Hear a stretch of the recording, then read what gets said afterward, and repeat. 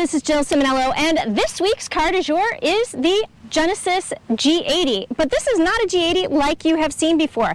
This is an all-electric version, so Genesis is calling it the Electrified G80, and we're lucky enough to get a sneak peek at this. So what I want to do in this video is do a little bit of an exterior walk around, talk about what's different over the gasoline model. We'll do a tour of the interior, and I'm going to give you some driving impressions. So let's take a closer look right now. All right, let's start with just a quick exterior walk around of the Genesis G80 EV. And let's start with the grille here. So the first thing you're going to notice is, okay, it looks like a Genesis grille. It's got the nice diamond shape to it, and it has this really interesting, intricate pattern, but there's no airflow here. So that's going to be your first tell that this is an electrified vehicle. Now, the other thing that's going to tell you this is an electrified vehicle, you look right here, this is where the charge port is. So they hid it pretty cleverly inside the grille, and it matches up with the mesh really well. So walking around to the side profile of the G80 is going to look like the ICE vehicle, the internal combustion engine vehicle, the gas model. But you do have these special 19-inch wheels, so that is going to be a unique characteristic trait of this vehicle specifically. But again, as you go around the side, one of the interesting things you will not see is any EV badging. Genesis was very clear that this is a G80. And so they're not really showing off the fact that it is electrified. But if you look at the back, the other way that you can tell that this is an electric vehicle, no tailpipes. So you've got the grille, you've got the 19-inch wheels, and you have the fact that there aren't any tailpipes that will tell you this is electric. Otherwise, it looks pretty much the same. And frankly, I think that's pretty cool, because what Genesis is telling you is this is a no compromises vehicle. It looks exactly like the gasoline model, and it has really good range. So on that note, let's take a look at what's under the hood. And nope, not an engine, but it's not a frunk either. So because the G80 electrified version is built on the same platform as the gasoline model, yep, there is no frunk. You've got electrical bits under here. So this is a dual motor system, and it will deliver 365 horsepower and 416 pound-feet of torque. So what I find really interesting about this vehicle right here is the fact that this has about 10 less horsepower than the sport model, but it has more torque. So essentially, that means this is a very fun to drive vehicle, and we'll get more into that in the driving impressions. But this is an electric vehicle, so the two primary questions you are going to have about this vehicle is, what is the range, and how long is it going to take to charge? So this vehicle right here gets about 282 miles of electric range, and in my short drives that I've done so far, I found that to be fairly accurate. It says I'm going to go 30 miles, I use 30 miles of range. So that is all good stuff. Now, how long is it going to take to charge? Well, if you plug into an ultra-fast charger, so this has the ability to plug into a 350 kilowatt hour charger, that'll take you 22 minutes. If you plug into a level 2 charger at home, it'll take 7 hours and 22 minutes. So pretty acceptable charging times, especially if you're going to take a road trip and you need to go get a cup of coffee or make a stop at a convenience store. You plug in, and from 10 to 80%, 22 minutes. So I think this is pretty good for an electric vehicle, and yeah, let's take a look at the inside. Stepping inside the Genesis G80 electric vehicle, yeah, this is not really going to look that different from a regular Genesis G80. I'll be very honest with you. Everything is going to be the same, but I will point out the one thing that they did change, and I'm going to give kudos to Genesis for this. They put EV stop start. Some EVs that are adapted from gasoline models still say engine stop start. So the one thing that you'll notice once you turn this on is it does say that it is ready to go because, yeah, it's really silent. So moving over here, you do have this large screen, and it has both the controls here as well as the touchscreen functionality. So I hit the home button here, and then, you know, you can go through and you can swipe and kind of go through the menu that way, but I found that there is a combination of the two that is really quite helpful. And so when it's in this screen, you can do the quick swipe there, and then you can do those swipes. But I found that once you drill down into a menu item, actually using this dial is going to be easier to select things. However, when you are in Apple CarPlay, I will say that it is easier to use the touch screen because, well, Apple CarPlay is meant to be a touch screen. All right, so speaking of Apple CarPlay, even though this is an updated, very tech-forward vehicle, you still have to wire in for Apple CarPlay.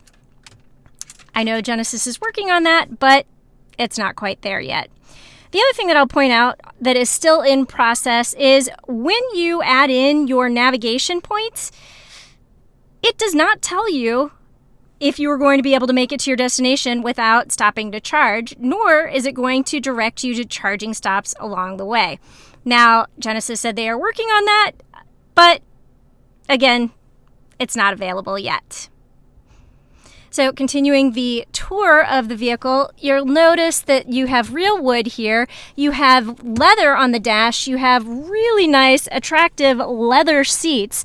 But one of the things that Genesis has done is that they've used sustainable processes and sustainable materials throughout the vehicle. And one of the examples they gave is, I don't think I can pick this up because it's attached, but underneath the floor mats, they used recycled vinyl from building other parts of the vehicle, and it's on the underside of the floor mats. So I think that's pretty cool. But as I said, if you have seen the interior of a regular Genesis G80, this is really not going to look very different, and it's kind of on purpose. Let's take a quick look at the back seat. Okay, sitting here in the back seat behind my driving position, there is limo-like legroom. Now, this over here is probably going to be a more regular situation. And this is technically a mid-size sedan, but I'm going to put this on the larger side of the mid-size spectrum. And with this seat in the far back position and slightly tilted, I still have a decent amount of leg and foot room. You also have access to rear climate controls back here, so you can control the temperature as well as the fan speed and whether it's going to hit your feet or your face or both. And I really like that. You also have this sunshade over here, which is also really nice. The one thing that you don't have is right back here again, and yep, you don't have heated or cooled seats back here. That, to me, for an EV is just a little bit of a miss. One more thing I will point out is this center portion here does pull down into an armrest, and you have a rear sunshade. So by pressing this button, yep, you can block out the sun a little bit better. And it looks like you have buttons here for maybe what could be heated or cooled seats, but this vehicle doesn't have them. And all, the back seat of the Genesis G80 is pretty comfortable. So, all right, let's move on to driving impressions. I've now been driving the Genesis G80 EV for about 5 hours. And if that's not a really good tell of what I think of a vehicle, I don't know what is. So the first thing I want to say is this is incredibly comfortable. I haven't gotten tired. I haven't worried about needing to get out. This is just like the seat fits me. It's firm but padded in all of the right places, and it just generally feels really good. Then you have the different drive modes. So there's comfort mode, eco mode, and sport mode that allows you to adjust how you would like to drive the vehicle. I'll be honest, I kept it in eco mode most of the time because I was trying to make sure that I was going to get the best fuel economy possible. Now, I've been using the iPedal system, which is basically Genesis's version of one-pedal driving, and that means that I'm getting as much regenerative braking as possible. So I've felt really comfortable driving the vehicle. I did play around with sport mode, and that was for some of the twisty bits and the necessity of doing some passing maneuvers, and it did really well there. However, I will say when I toggled through the different modes, you sacrifice range if you're going to do that. I kept it in eco mode most of the time, and it was really good. I mean, you didn't have the punch of acceleration when you push your foot on the accelerator pedal, but other than that, I think it did really well. So outside of that, the other thing that I want to say is that I didn't really have a lot of range anxiety. I've been driving around and I've been kind of monitoring the location of where I was going and how far I was, how much range I was getting, and this was pretty spot on accurate. So before we close out the review, we'll take a look at how far I went and how much range I have left, and we'll see where things stand. But I think that your range estimates that you are given from the trip computer are going to be pretty accurate, and that is very important.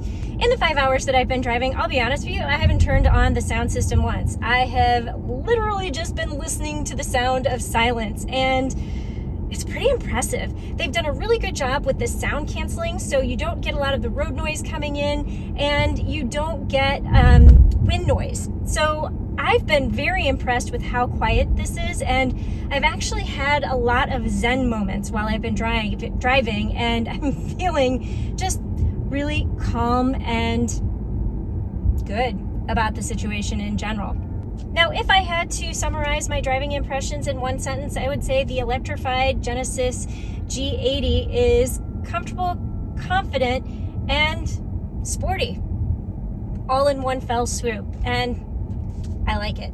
All right, we have now arrived back at our final destination, and it is the moment of truth. So I'm going to flip the camera around and let's see how far we went and how far we could still go, and did the range stay on track? So let's check it out. All right, here you go. You can see I have driven a total of 192.5 miles, and I have 77 miles of range left. That means I could go about 269.5 miles total. And when I started out, I had 262 miles of range. So I didn't drive like a grandma. I went the speed limit and I hit highway speeds. I was on curvy roads. I played around with sport mode. And yet here I am within the estimated range. So I am going to consider this a win. Before I wrap this up, I do have one final note, and that is I don't have pricing information yet. I'm driving this vehicle in early summer of 2022, and pricing information isn't going to be available until launch, which is going to be late summer or early fall of 2022. So this is a really early sneak peek. So stay tuned for pricing information. If you are watching this after that time, yeah, that's what Google is for.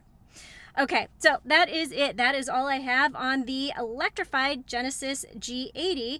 And thanks for sticking with me through this. I really enjoyed my drive and frankly can't wait to drive this vehicle again. Don't forget to follow me on Instagram, Twitter, and TikTok at Jill Ciminillo. And as always, follow the hashtag #CarDuJour.